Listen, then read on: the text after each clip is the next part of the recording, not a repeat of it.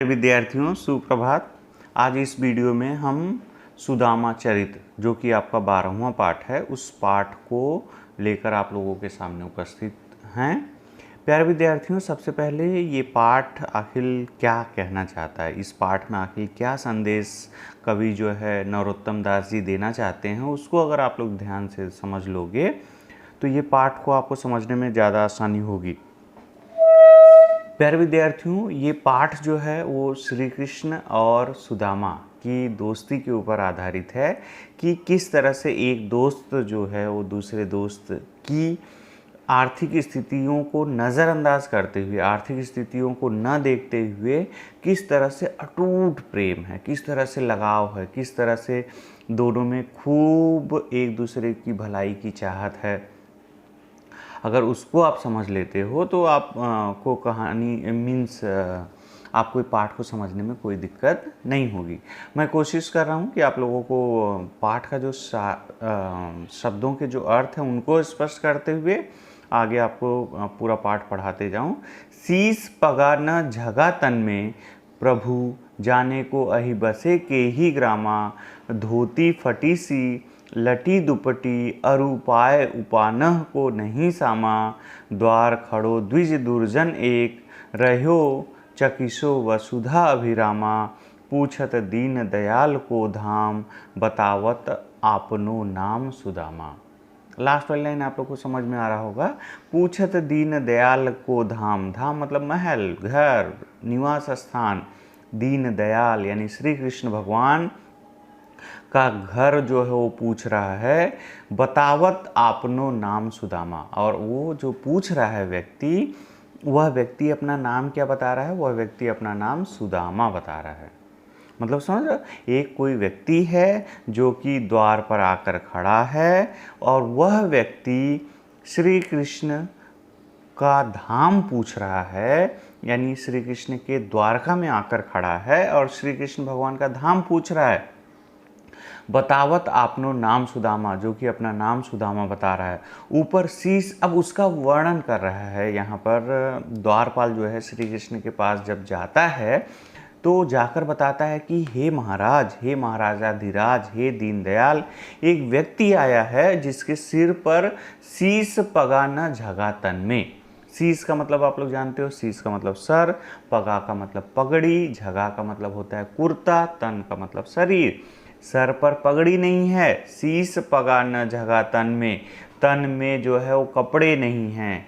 जाने को वही बसे के ही ग्रामा, जाने को के ही, अही मतलब आया है, बसे मतलब बसने वाला, जाने को न जाने कौन से गांव से वो आया हुआ है, किसी गांव का एक बासिंदा है। धोती मतलब फिर से एक लाइन देखो, शीश पगा न झगा तन में, शीश मतलब सर पर पगड़ी नहीं है, शरीर पर कपड़ा नहीं है, उसका गांव कौन सा है, उसका घर कहाँ है ये नहीं पता है। जाने को ही बसे के ही ग्रामा, धोती फटी सी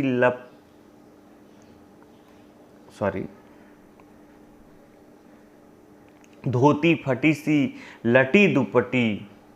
धोती का मतलब होता है धोती जो पहनते हैं, लटी मतलब लटक रही है, दुपट्टी मतलब अंग वस्त्र। धोती फटी सी है और लटी दुपट्टी लटक रही है, उसका अंग वस्त्र जो है वो गमछा कह सकते हो, या जो अंग वस्त्र है वो लटक रहा है। और उपाय उपाना को नहीं सामा, पाय मतलब पाँव, उपानह मतलब जूते, सामा मतलब चिढ़, मतलब उसके पैर में जो है जूते नहीं हैं, नहीं सामा। द्वार खड़ो द्विज दुर्जन एक, द्वार मतलब एक दरवाजे पर, द्विज दुर्जन एक ब्राह्मण जैसा व्यक्ति, रह्यो चकिसो वसुधा विरामा, यहाँ वहाँ की धरती को देखकर चकित हो रहा है। और वह पूछत दीन दयाल धामा, और दीन दयाल का धाम पूछ रहा है। भगवान श्री कृष्ण का क्या पूछ रहा है? धाम पूछ रहा है। तो प्यारे विद्यार्थियों, आप लोग समझ पा रहे हो यहाँ पर क्या है, एक व्यक्ति आया होगा, वो व्यक्ति कहाँ पर खड़ा होगा? वो श्री कृष्ण भगवान का जो द्वारका नगर है उस नगर के द्वार पर खड़ा है। उस व्यक्ति के सर पे पगड़ी नहीं है, उस व्यक्ति के शरीर पे कपड़े नहीं है, उस व्यक्ति का अंग वस्त्र जो है झूल रहा है, उस व्यक्ति के पैर जो हैं वो फटे हुए हैं, एड़ी फटी हुई। और उपाय उपाना को सामा, क्या हो रहा है, जूते भी नहीं हैं, पैर फटे हुए होंगे। रहियो चकिसो वसुधा विरामा, यहाँ वहाँ देख कर वो बड़ा आश्चर्य से यहाँ वहाँ की धरती को देख रहा है, यहाँ के महलों को देख रहा है, यहाँ के राजमहलों को निहार रहा है, और वो आपका धाम पूछ रहा है। और वो क्या कह रहा है पता है, और वो कह रहा है कि मेरा नाम सुदामा है। ठीक है। अब दूसरा पद्यांश अगर आप लोग ध्यान से देखोगे तो, ऐसे बेहाल बीवावन सो, पग कंटक जाल लगे पुनि जोई, हाय महा दुख पायो सखा, तुम आयो इते न कीते दिन खोए, देख सुदामा की दीन दशा, करुणा करके करुणा निधि रोए, पानी परात को हाथ छुए नहीं, नैनन के जल सो पग धोए। यहाँ पर अतिशयोक्ति अलंकार है कि श्री कृष्ण भगवान इतना दुखी हो जाते हैं कि उनके आँखों से क्या होता है, पानी निकलता है, और उस आँखों के पानी से जो है वो उसके पैर धोते हैं। बेहाल, ऐसे बेहाल बिवाइन सो, बेहाल मतलब बुरा हाल हो गया श्री कृष्ण भगवान का सुदामा नाम सुनते ही। बिवाइन, पैरों की फटी एड़ियाँ, जो पैर ज़्यादा चलने पर, पैदल चलने पर, गांव वगैरह में आप लोगों ने देखा होगा, शहरों में तो लोग जूते वगैरह पहनते हैं, कम स्थिति रहती है। पैरों की फटी एड़ियाँ देखकर, पग कंटक जाल लगे पुनि रोए। पग कंटक जाल लगे, जब वो पैर फट जाते हैं ना तो चमड़ा जो होता है कड़क हो जाता है और बहुत नुकीला हो जाता है, कांटे के जैसा हो जाता है। तो श्री कृष्ण भगवान कह रहे हैं ऐसे जैसे पैरों में कांटे लगे हुए हों। पुनि मतलब बार बार, जोए का मतलब देखना, बार बार उसके पैरों को देख रहे हैं। सखा, हाय महा दुख पायो सखा, कह रहे हैं हे सुदामा तुम्हें बहुत दुख हुआ, तुम आयो इते न किते दिन खोए, इते मतलब इधर आए, किधर किधर, कहाँ, देख सुदामा की दीन दशा, सुदामा की दीन दशा देखकर श्री कृष्ण भगवान की आंखों में आंसू आ जाता है, और इतना आंसू आता है कि वो खूब रोते हैं। श्री कृष्ण ने जब सुदामा के पैरों को धोने के लिए अपना हाथ लगाया तो देखा कि उनकी एड़ियाँ फटी हुई हैं, पैरों में कांटे चुभे हुए थे। यह देखकर श्री कृष्ण विह्वल हो उठे। तब उन्होंने कहा, हे मित्र, इतना महादुख भोगते रहे, तुम इतने दिनों तक कहाँ और यहाँ क्यों नहीं आए। सुदामा की ऐसी दुर्दशा देखकर श्री कृष्ण करुणा से भरकर रोने लगे। सुदामा के पांव धोने के लिए परात में लाया जल उन्होंने छुआ तक नहीं, अपने आंसुओं से ही सुदामा के पैर धो डाले। यहाँ पर इस तरह से अतिशयोक्ति अलंकार है, मतलब श्री कृष्ण आए होंगे, आपको पता भी, बहुत तेजी से भागते हुए श्री कृष्ण भगवान आते हैं, सुदामा को लेकर जाते हैं, उसका सेवा सत्कार करते हैं। ऐसा रिवाज था कि जो महान व्यक्ति आता है उसके पैर धोया जाता है, परात में रखकर पैर धोना था। तो परात में जब पानी रखा हुआ था तो उसको छुआ ही नहीं उन्होंने, उनके आँख से आंसू गिरने लगे। उन्होंने देखा कि उसकी स्थिति जो है बहुत ख़राब हो गई है, पैर फट चुके हैं, सारी चीज़ें। अब आगे देखो तीसरा, आगे चना गुरु माता दए, सॉरी, अब आगे जब बातचीत होने लगी, दोनों में थोड़ा सा हंसी ठटोली हो रही होगी, बातचीत हो रही होगी। कछु भाभी हमको दयो, सो तुम काहे न देत, चा पिपोटरी कांख में रहे, कहो के ही हेतु। यहाँ पोखरी मतलब यहाँ दोनों हाथ और यहाँ सीने के पास जो है वो छुपा के ऐसे इस तरह से रखा हुआ था उन्होंने चावल। दो रीज़न था, एक तो इसलिए नहीं दे रहे थे कि शर्म लग रही थी कि इतने बड़े श्री कृष्ण हैं, उनको इतनी छोटी सी चीज़ क्या दी जाए, और दूसरा थोड़े से सुदामा जी जो है कंजूस टाइप के भी थे।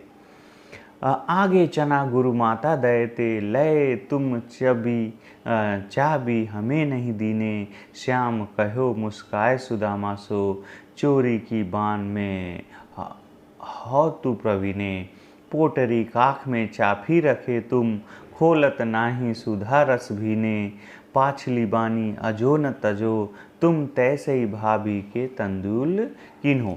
यहाँ कुछ शब्द हैं, जरा ध्यान दो। दियो मतलब देना, सो मतलब वह, काहे मतलब क्यों नहीं दे रहे हो, चापी मतलब क्यों दबा के रखे हो, क्यों चाप कर रखो, पोटरी मतलब छोटी सी गठरी, कांख मतलब ये यहाँ आपको बगल में देख रहे हो, हेतु मतलब कारण, आगे मतलब पहले, इसके पहले भी, दय मतलब दिए थे, लाए मतलब लिए, चाबी मतलब चबा कर खा लिए, दीने मतलब दीन, बान मतलब आदत, प्रवीण मतलब तुम कुशल हो, खोलत मतलब खोलते खोलना, ना ही मतलब नहीं, सुधा का मतलब होता है अमृत, भीने मतलब भीगे हुए, पाछली मतलब पिछली, बानी मतलब आदत, तुम्हारी आदत सी है बानी आदत, अजो आज तक, तजो मतलब छोड़ा, तैसे ही मतलब वैसे ही, तंदुल मतलब चावल, किन्हीं मतलब कर रहे हो। इसका मतलब क्या है? प्रस्तुत पद्यांश में श्री कृष्ण सुदामा को उलाहना देते हुए कह रहे हैं कि सुदामा मेरी भाभी यानी तुम्हारी पत्नी मेरे लिए अवश्य कुछ न कुछ भेजा है, लेकिन आप गठरी को छुपा रहे हो। इसी कारण इसी प्रकार गुरु माता ने एक बार चना दिया था हम दोनों को खाने के लिए, मुझे नहीं दिया था। क्या चोरी की आदत अभी गई नहीं? जो गठरी को अपने बगल में रखे हुए हैं उन जिसमें कि अमृत प्रेम भरा हुआ है, जिसमें प्रेम भरा हुआ है, तुम क्यों नहीं दे रहे हो?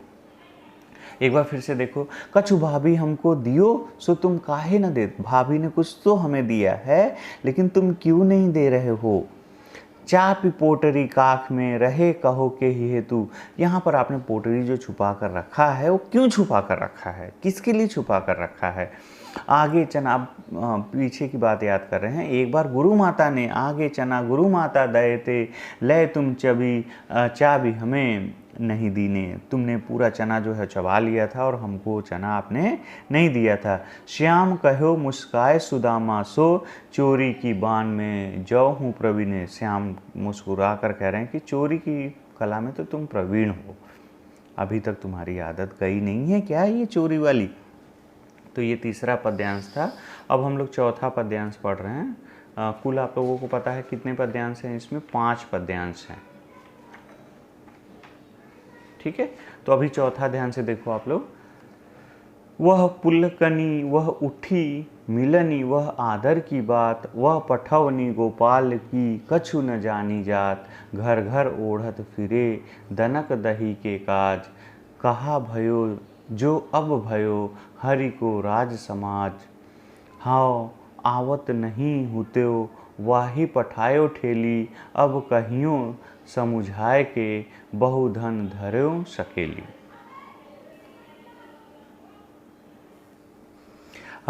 ये पद्यांश में ना बहुत मज़ेदार बात है। बातचीत हो जाती है और मुलाकात हो जाती है, सारी चीज़ें हो जाती हैं।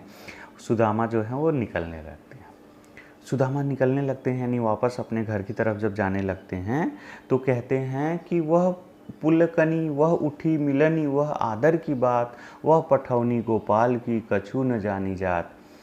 कह रहे हैं कि श्री कृष्ण की ये बातें अच्छी हैं कि वे उठे, उठकर जो है उन्होंने अपने पैर धोए, मतलब मेरा पैर धोए, सिंहासन पर बैठाया, आदर सत्कार किया, घर घर कर ओढ़त फिरे तनक दही के काज। उसके नीचे वाले पद्यांश को आपको समझना होगा कि श्री कृष्ण भगवान ने जाते टाइम उनको प्रत्यक्ष रूप से उनके हाथ में या कुछ गिफ्ट के जैसा कुछ नहीं दिया था। उनको गुस्सा आ गया, अरे ये श्री कृष्ण भगवान है, ये तो कुछ दिया ही नहीं है। तो सुदामा मन में सोच रहे हैं कि ये वही श्री कृष्ण भगवान है जो कि क्या करता था, जो कि घर घर जाकर क्या करता था, दही चुराता था। ये वही श्री कृष्ण है जो कि क्या करता था, घर घर जाकर दही चुराता था, जिसकी वजह से इसने वो आदत आज भी नहीं गई है। वो मुझे क्या देगा, वो खुद ही घर घर जाकर क्या करता है, दही चुराता था। कहने का मतलब नाराज़ हो जाते हैं और वो अपने मन में सोचने लगते हैं कि अरे ये तो श्री कृष्ण भगवान किसी काम के नहीं है। मीन्स सब कुछ किए, अच्छी बात है, मेरी बहुत इज्जत की, लेकिन कुछ तो देना चाहिए ना, कुछ तो ठीक है। आगे देखो, अंतिम पंक्तियां हैं। वैसोई राज समाज बने गज बाजी घने, मन संभ्रम छायो कंध्यो परियो कहू मारग भूली, की फैली कै मैं अब द्वारका आयो। जब वो वापस जाते हैं अपने गांव में तो वहाँ पर देखते हैं द्वारका के जैसी नगरी हो गई, वैसे ही हाथी घोड़े सब कुछ गांव में घूम रहे हैं। तो वो बड़े चिंतित होते हैं कि आखिर ये ऐसा कैसे हो गया, कहीं मैं घूमकर वापस तो वहीं द्वारका नहीं आ गया। भौन बिलोकिने को मन लोचत, सोचत ही सब गांव मझायो, पूछत पांडे फिरे सब स्यों, पर झोपड़ी को कछु न कहूँ खोज न पायो। वो सोच रहे हैं कि मेरी पत्नी कहाँ पर है जो कि मट्ठा वगैरह मथ रही होगी, मेरी झोपड़ी कहाँ है जिसमें मैं बैठता था। उनको कहीं पर भी वो कुछ दिखाई नहीं दिया। कह वह टूटी सी छानी हती कह कंचन के अब धाम सुहावत। अब कह रहे हैं ना कि पहले तो झोपड़ी थी, अब कंचन के धाम सोने का महल बन गया। कह पग में पनही न हती कहाँ लय गर्जा रहू ठाठे महावत। अब द्वार पर जो है महावत खड़ा है हाथी लेकर कि महाराज आपको कहाँ चलना है। श्री कृष्ण ने ऐसी उनकी दशा को परिवर्तित किया। भूमि कठोर पै रात कटे कहाँ कोमल सेज पै नींद न आवत। पहले क्या होता था, भूमि पर ही, जमीन पर ही बिस्तर बिछाकर सोना पड़ता था। अब जो है वो कह रहे हैं कि अब जो है वो नींद नहीं आ रही। किस चीज़ पे नींद नहीं आ रही है, अच्छे गद्देदार बिस्तर पर भी नींद नहीं आ रही। कह जुरतो नहीं कोदो सवा प्रभु के प्रताप ते दाख न भावत। कूदेव का मतलब क्या होता है, एक ना मोटा अनाज होता है, जैसे चावल वगैरह पतला रहे तो अच्छा लगता है, मोटा अनाज होता है जिसको खाने में थोड़ा सा पाचक तो बहुत मतलब पौष्टिक बहुत होता है लेकिन पाचक कम होता है। पहले खाने के लिए सवा और कोदो जैसा मोटा तथा घटिया किस्म का अनाज नहीं मिलता था। अब श्री कृष्ण जैसे मित्र की कृपा से सूखे मेवे भी अच्छे नहीं लग रहे हैं, यानी अब खाने के लिए अच्छे अच्छे व्यंजन उपलब्ध है। यहाँ पर श्री कृष्ण ने मीन्स कवि ने यहाँ स्पष्ट करना चाहा कि पूरी स्थिति जो है उन्होंने किस तरह से बदल दी। तो धन्यवाद प्यारे विद्यार्थियों, आज इस वीडियो में इतना ही। आगे हम लोग प्रश्न उत्तर दूसरे वीडियो में देखेंगे।